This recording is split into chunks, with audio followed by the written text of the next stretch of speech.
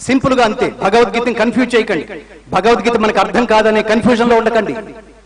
అన్ని చాలా మీరు అర్థం చేసుకుంటే చాలా. లెక్కల సబ్జెక్ట్ లాంటిది ఇది. లెక్కల మాస్టర్ వస్తున్నాడు అంటే టెన్షన్ మనకి, కానీ లెక్క అర్థం అయితే ఫినిష్, చాలా ఈజీగా ఉంటుంది.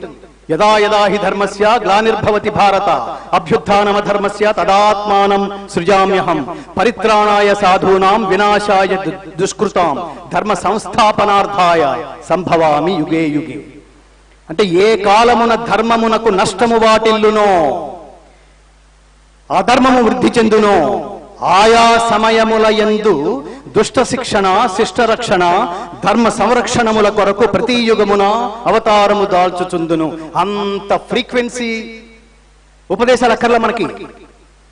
దీని సంక్షిప్త సారాంశం ఏమిటంటే, నాన్న దేవుడు ఏం చేసినా చూస్తుంటాడు నిన్ను, వాడు సీసీ కెమెరా లాంటి వాడు. ధర్మం ఆచరిస్తే నిన్ను మెచ్చుకుని ఆశీర్వదిస్తాడు, దాన్నే కలిసి రావడం అంటారు.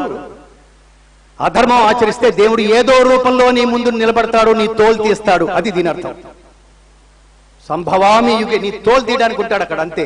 ఒక పోలీస్ ఆఫీసర్ రూపంలో కావచ్చు,